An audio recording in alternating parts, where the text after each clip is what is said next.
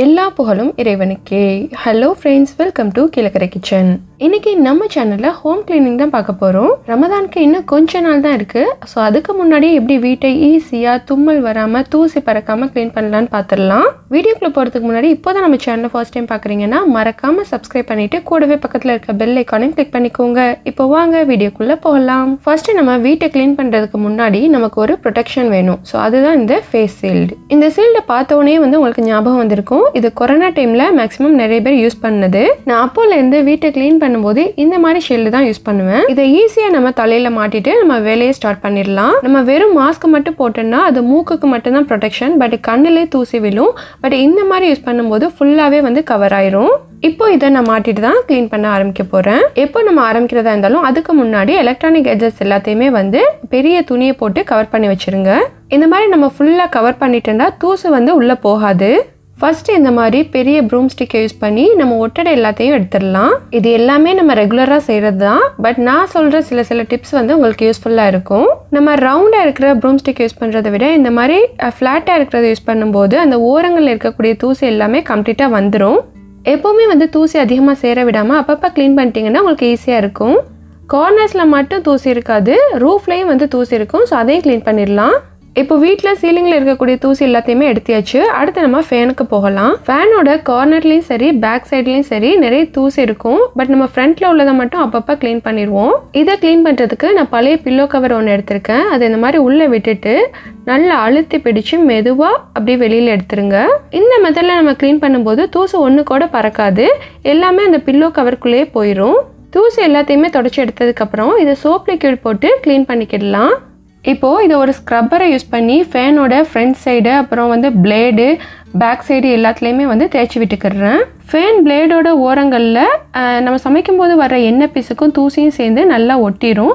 அதை கொஞ்சம் நல்லா ஸ்க்ரப் பண்ணி விட்டுட்டு தொடச்சிடலாம். ஃபஸ்ட்டு வெட் கிளாத்தில் தொடச்சிட்டு அதுக்கப்புறம் ட்ரை கிளாத்தை வச்சு நல்லா தொடச்சி எடுத்துருங்க. இப்போ ஃபேன் வந்து சூப்பராக க்ளீன் ஆகிடுச்சு. அடுத்து ஒரு பக்கெட்டில் வாட்டர் எடுத்துருக்கேன், அதில் கொஞ்சமாக டெட்டால் சேர்த்துக்கிறேன். இது எதுக்குன்னா நாங்கள் அப்பார்ட்மெண்ட்டில் இருக்கிறோம், சுற்றி நிறைய செடிகள் இருக்குது. ஸோ வந்து நம்ம ரூஃபை க்ளீன் பண்ணிட்டாலும் அந்த கார்னர்ஸில் வந்து சீக்கிரமே வந்து ஸ்பைடர் அந்த மாதிரி குட்டி குட்டி பூச்சி வரும். அதை அவாய்ட் பண்ணுறதுக்கு நான் இந்த மாதிரி டெட்டாலை வந்து சுற்றியும் தேய்ச்சி விட்டுருவேன். டெட்டால் என்கிட்ட எப்போவுமே அவைலபிளாக இருக்கும். ஸோ அதனால் நான் எப்போவுமே அதுதான் அப்ளை பண்ணுவேன். உங்கள்கிட்ட கற்பூரம் இருந்துச்சுன்னா அதையும் நொறுக்கி சேர்த்து அதையும் வந்து நீங்கள் அப்ளை பண்ணிக்கிடலாம். நம்ம மஞ்சள் மாதிரி கிருமி நாசினிலாம் போட்டால் அந்த ஒயிட் பெயிண்ட்டுக்கு வந்து தனியாக தெரியும். ஸோ அதனால் நான் அதெல்லாம் யூஸ் பண்ண மாட்டேன். உங்களுக்கு தேவைப்பட்ட இந்த ஸ்டெப்பை யூஸ் பண்ணிக்கோங்க. நான் எதுக்கு இந்த ஸ்டெப்பை ஃபாலோ பண்ணுறேன்டா, நம்ம நார்மலாக க்ளீன் பண்ணும்போது 2-3 டேஸ்லேயே வந்து ஸ்பைடர் வர ஆரம்பிக்குது. ஸோ இந்த மாதிரி அப்ளை பண்ணும்போது ஸ்பைடர் சீக்கிரம் வராது. ஸோ அதுக்காக தான் இதை ஃபாலோ பண்ணுறேன். அடுத்து நம்ம வீட்டில் இருக்கக்கூடிய குட்டி குட்டி பல்ப்ஸ் அதையும் வந்து நல்லா வெட்டான கிளாத்தை வச்சு தொடச்சி எடுத்துருங்க. இப்போது டியூப்லைட்டையும் அதே மாதிரி நல்ல வெட்டான கிளாத்தை வச்சு தொடச்சி எடுத்துருங்க. பாருங்கள், நம்ம சும்மா வந்து இந்த டஸ்டரை வச்சு தான் க்ளீன் பண்ணுவோம். ஆனால் வந்து நம்ம வெட் கிளாத்தை வச்சு துடைக்கும் போது எவ்வளோ தூசி வருதுன்னு சொல்லிட்டு பாருங்கள். இதே மாதிரியே நீங்கள் உங்கள் வீட்டில் இருக்கக்கூடிய ஃபேன்ஸ், டியூப்லைட்ஸ், குட்டி குட்டி பல்ப்ஸ்லாம் வந்து நீங்கள் க்ளீன் பண்ணிட்டீங்கன்னா வீடு ரொம்பவே பளிச்சுன்னு இருக்கும். நம்ம வீட்டை க்ளீன் பண்ணி 1 வீக் தான் இருக்கும், பட் அதுக்குள்ளே வந்து தூசி வந்துடும். நம்ம கண்ணுக்கு தெரியாது, அந்த அளவுக்கு க்ளீன் பண்ணும்போது தான் அவ்வளோ தூசி இருக்கும்.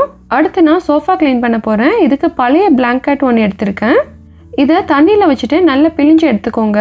இது எதுக்குன்னா நம்ம சோஃபாவை தண்ணியை ஊற்றி கழுவி காய வைக்க முடியாது. ஸோ இந்த மாதிரி ஈர துணியில் நினச்சிட்டு சோஃபாவை தொடச்சி எடுக்கும்போது நல்லாவே க்ளீன் ஆயிரும். ஸோ ரொம்ப நேரம் வெயிலில் வைக்கணும்னு தேவை இருக்காது.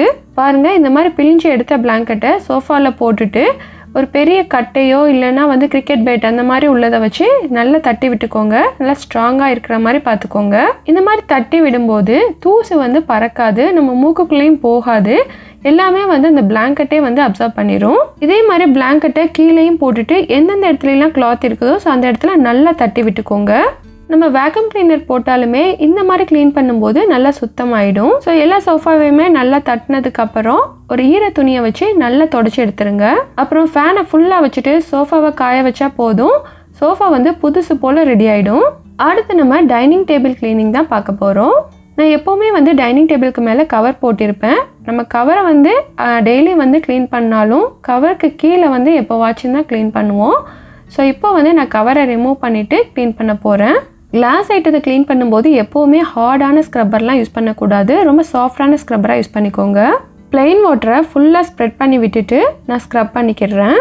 உங்களுக்கு தேவைப்பட்டுச்சுன்னா நீங்கள் மைல்டான சோப் லிக்விடோ இல்லைனா ஷாம்போ யூஸ் பண்ணிக்கோங்க. ரொம்ப அழுக்காக இருந்துச்சுன்னா ஸ்மெல் வந்துச்சுன்னா நான் அந்த மாதிரி செய்வேன். இல்லைனா வந்து இந்த மாதிரி நார்மல் வாட்டரை வச்சு க்ளீன் பண்ணிடுவேன். ஸ்க்ரப் பண்ணி விட்டுட்டு நல்லா துணியை வச்சு தொடச்சி எடுத்துடுறேன். ஸோ அப்போவுமே வந்து மேலே அங்கங்கே திட்டாக இருக்கும். இந்த மாதிரி நியூஸ் பேப்பரை போட்டு நல்லா தொடச்சி எடுத்துட்டேன்னா பளிச்சுன்னு ஆயிடும். நம்ம டிஷ்யூலாம் யூஸ் பண்ணேன்னா ரொம்ப சாஃப்டாக இருக்கும், கிழிஞ்சு வந்துடும். ஸோ அதனால் நான் நியூஸ் பேப்பர் யூஸ் பண்ணி தான் க்ளீன் பண்ணுவேன். பாருங்கள் நல்லா க்ளீன் ஆகிடுச்சு. மேலே மட்டும் க்ளீன் பண்ணால் போதுமா? டைனிங் டேபிளுக்கு அடியிலையும் சரியான தூசியாக இருக்கும். அதை நம்ம கவனிக்கவே மாட்டோம். நம்ம நார்மலாக க்ளீன் பண்ணும்போது ஒரு ட்ரை கிளாத்தை வச்சு தொடச்சி எடுப்போம். பட் இந்த மாதிரி டீப் க்ளீன் பண்ணும்போது நல்லா வெட் கிளாத்தை வச்சு தொடச்சி எடுத்துட்டு அதுக்கப்புறம் ட்ரை கிளாத்தை வச்சு தொடச்சிருங்க. டைனிங் டேபிளுக்கு கீழே நம்ம அடிக்கடி க்ளீன் பண்ணணும். ஏன்னா கார்னர்ஸில் வந்து தூசி பிடிக்கும், கொசு மாதிரி உள்ள பூச்சிகள்லாம் அங்கே தான் போய் தங்கும். ஸோ அதனால அடிக்கடி வந்து க்ளீன் பண்ணிடுங்க. டீப் க்ளீன் பண்ணாட்டாலும் லைட்டாவது தொடச்சி எடுத்துருங்க. அடுத்து நான் டைனிங் டேபிளோட சேரை வந்து க்ளீன் பண்ண போகிறேன். பார்க்குறதுக்கு நல்லா இருக்குதே அப்படின்னு சொல்லிட்டு நம்ம இந்த மாதிரி டிசைனாக உள்ளதை வாங்கிடுவோம். பட் அதுக்கு வந்து வேலை தான் அதிகம். நான் ஃபஸ்ட்டு ரொம்ப நல்லா இருக்குதே அப்படின்னு சொல்லிட்டு இந்த மாதிரி வாங்கிட்டேன். பட் அதுக்கப்புறம் தான் தெரிஞ்சு இதை க்ளீன் பண்ணுறது கஷ்டம்னு சொல்லிட்டு என்னோட அட்வைஸ் என்னென்னா, இந்த மாதிரி அழகாக இருக்கிறத வாங்குறதுக்கு பதிலாக சிம்பிளாக இருக்கிறத வாங்கினேன்னா ஈஸியாக இருக்கும் க்ளீன் பண்ணுறதுக்கு. இந்த செக்டே பகுதி கொடுத்துருக்காங்கல்ல, ஸோ இங்கே வந்து க்ளீன் பண்ணுறது கொஞ்சம் கஷ்டம். நம்ம எவ்வளோ தான் வந்து டஸ்டரை வச்சு க்ளீன் பண்ணாலும் கிளாத்தை ஒன்று ஒன்றா அந்த ஸ்கொயர்க்குள்ளே விட்டு க்ளீன் பண்ணால் தான் வந்து நீட்டாக க்ளீன் ஆகும். எங்கள் வீட்டில் பார்த்தீங்கன்னா மோஸ்ட்லி எல்லாமே வந்து ப்ரௌன் கலரில் தான் இருக்கும். ஸோ அதுக்கு வந்து தூசி அதிகமாக வரும். அதனால இதை அடிக்கடி நம்ம க்ளீன் பண்ணிகிட்டே இருக்கணும். இப்போது ஃப்ரண்ட்லேயும் பேக்லேயும் ப்ரெஷ்ஷை வச்சு நல்லா தட்டி விட்டுட்டு அதுக்கப்புறம் வெட் கிளாத்தை வச்சு தொடச்சி எடுத்துட்டு அதுக்கப்புறம் ட்ரை கிளாத்தை வச்சு தொடச்சி எடுத்துடுறேன். அதே மாதிரி சேரோட குஷன்லேயும் இந்த வெட் கிளாத்தை போட்டு நல்லா தட்டி விட்டுட்டேன்டா அதில் இருக்கக்கூடிய தூசியும் வந்து கம்ப்ளீட்டாக வந்துடும். தூசு மூக்கில் போனால் எனக்கு அலர்ஜி வரும், தும்மலாக வரும் அப்படிங்கிறவங்க கண்டிப்பாக இந்த மாதிரி ஃபாலோ பண்ணுங்கள். இப்போ நம்ம டைனிங் டேபிளை பக்காவாக க்ளீன் பண்ணியாச்சு. அடுத்து எங்களோடது கிளாஸ் விண்டோங்கிறதுனால நான் டைனிங் டேபிளை எப்படி க்ளீன் பண்ணணும் அதே மாதிரி தான் வந்து அதையும் க்ளீன் பண்ணுவேன். விண்டோவை க்ளீன் பண்ணிட்டேன், அதுக்கு நான் வீடியோ எடுக்கலை. இப்போ விண்டோவோட நெட்டை நான் எப்படி க்ளீன் பண்ணுவேன்னு காமிக்கிறேன். இப்போது விண்டோவோட நெட்டை கழட்டிட்டு வந்துட்டேன். இதை பாத்ரூமில் வச்சுட்டு ஸ்ப்ரே பண்ணிக்கிறேன். இந்த மாதிரி வாட்டர் ஸ்ப்ரே பண்ணும்போது அதில் இருக்கக்கூடிய தூசுலாம் வந்து கொஞ்சம் இறங்கிரும். இப்போது இது சோப்பை வச்சு நல்ல நெட்டு ஃபுல்லாத்தையும் தேய்ச்சி விட்டுக்கிறேன். இப்போது நான் க்ளீன் பண்ணுறது எங்கள் வீட்டு கிச்சன் விண்டோவில் போட்டிருக்கிற நெட்டு. ஸோ இதில் வந்து கொஞ்சம் ஹார்டாக இருக்குது ஸ்டெயினு. ஏன்னா வந்து நம்ம சமைக்கும் போது அந்த எண்ணெய் பீஸுக்கு ப்ளஸ் தூசி எல்லாமே சேர்ந்து ஒட்டிட்டு இருக்கிறதுனால நான் இதை க்ளீன் பண்ணுறதுக்கு வந்து சோப் யூஸ் பண்ணியிருக்கேன். இதுவே வந்து கம்மியான தூசி இருக்குதுன்னா நீங்கள் லைட்டாக ஸ்ப்ரே பண்ணாவே போதும், தூசி எல்லாமே போயிடும். நீங்கள் சோப்புக்கு பதிலாக சோப் லிக்விடும் யூஸ் பண்ணலாம். பட் ஸ்க்ரப் பண்ணுறதுக்கு லேசான ஸ்க்ரப்பராக யூஸ் பண்ணிக்கோங்க, ஸ்டீல் ஸ்க்ரப்பர் யூஸ் பண்ண வேணாம். நீங்கள் ரொம்ப அழுத்தி தேய்ச்சிங்கன்னா நெட்டு வந்து லூஸ் ஆகிறதுக்கு வாய்ப்பு இருக்குது. ஸோ அதனால் ஜென்ரலாக தேய்ச்சி விட்டுக்கோங்க. அடுத்து நான் டீ டேபிளையும் க்ளீன் பண்ண போகிறேன். இது எப்போவுமே வந்து டெய்லி கூட்டி விடும்போது லைட்டாக கிளாத்தை வச்சு தொடச்சி எடுத்துறதுனால இதில் அந்தளவுக்கு தூசி இருக்காது.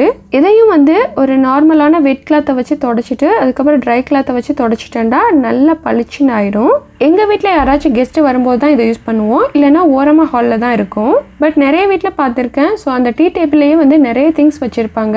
அதை அப்பப்போ நம்ம க்ளீன் பண்ணிட்டேன்டா டக்குன்னு கெஸ்ட்டு வரும்போது யூஸ் பண்ணுறதுக்கு ஈஸியாக இருக்கும். ஏன்னா எப்போவுமே வந்து ஹால் வந்து நீட்டாக இருந்துச்சுன்னா பார்க்குறதுக்கு நல்லா இருக்கும். அடுத்து நம்ம வாங்குகிற ப்ரைஸஸ் கிஃப்ட் எல்லாம் அழகாக ஒரு இடத்துல அடுக்கி வச்சுருப்போம். அது குட்டியாக இருந்தாலும் அதுக்கு ஒரு தனி மவுஸ் இருக்குது. எப்போ கெஸ்ட்டு வீட்டுக்கு வந்தாலும் டக்குன்னு அவங்க கண்ணில் படுறது அந்த ஷோகேஸ் தான். ஸோ அதையுமே வந்து எப்போவும் வந்து க்ளீனாகவும் நீட்டாகவும் வச்சுக்கோங்க. இப்போது எல்லாத்தையுமே வந்து தூசி தட்டி விட்டு க்ளீன் பண்ணியாச்சு. ஃபைனலாக வந்து ஃப்ளோரையும் வந்து ப்ரூம் பண்ணிடலாம். நம்ம ஒவ்வொன்றா ஸ்டெப் பை ஸ்டெப்பாக பண்ணும்போது தான் வீடு வந்து நீட்டாக இருக்கும். வீடு ஃபுல்லாத்தையும் கம்ப்ளீட்டாக கூட்டியாச்சு. அடுத்து என்னது மாப் போடுறது தான். நான் ஃப்ளோர் கிளீனிங்க்கு வந்து லைசால் தான் யூஸ் பண்ணுவேன். ஸோ அதை யூஸ் பண்ணி மாப் போட்டேன். இப்போது வீடு ஃபுல்லாத்தையும் க்ளீன் பண்ணியாச்சு. அடுத்து ஒரு வேலை பெண்டிங் இருக்குது, அதையும் முடிச்சுட்டேன்டா வேலை கம்ப்ளீட் ஆயிரும். டைனிங் டேபிள் சேருக்கு வந்து நான் எப்போவுமே கவர் போட்டிருப்பேன். ஸோ அதையும் வாஷிங் போட்டிருந்தேன், ட்ரை ஆகிடுச்சு. இப்போ அதையும் மாட்டிடலாம். சின்ன பிள்ளைங்க இருக்கிற வீட்டில் இந்த மாதிரி போட்டோன்னா அந்த குஷன் வந்து சீக்கிரம் அழுக்காகாது. அப்புறம் நான் வந்து ஃப்ளிப்கார்ட்டில் ஸ்க்ரீன் வந்து ஆர்டர் போட்டிருந்தேன், அதுவும் டெலிவரி ஆகிடுச்சு. அதையும் ஓப்பன் பண்ணிவிட்டு நம்ம ஸ்க்ரீனை மாட்டி விட்டுடலாம். 5 ஃபீட் வந்து விண்டோக்கும் 7 ஃபீட் வந்து டோருக்கும் வாங்கியிருந்தேன்.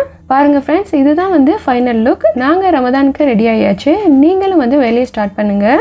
எவ்வளோ காசு கொடுத்தாலும் வேலைக்கு ஆள் கிடைக்க மாட்டேங்குது அப்படிங்கிறவங்க இந்த சின்ன சின்ன டிப்ஸை யூஸ் பண்ணி நீங்களே உங்கள் வேலையை ஈஸியாக பண்ணிடலாம். ஓகே ஃப்ரெண்ட்ஸ், இந்த வீடியோ ஓரளவுக்கு யூஸ்ஃபுல்லாக இருந்திருக்குன்னு நம்புகிறேன். வீடியோ பிடிச்சிருந்தால் லைக் பண்ணிவிட்டு உங்கள் ஃப்ரெண்ட்ஸ் அண்ட் ஃபேமிலிஸ்க்கும் ஷேர் பண்ணுங்கள். மறக்காமல் நம்ம சேனலை சப்ஸ்கிரைப் பண்ணுங்கள். அடுத்து ஒரு இன்ட்ரெஸ்டிங்கான வீடியோவில் சந்திக்கிறேன். தேங்க்ஸ் ஃபார் வாட்சிங்.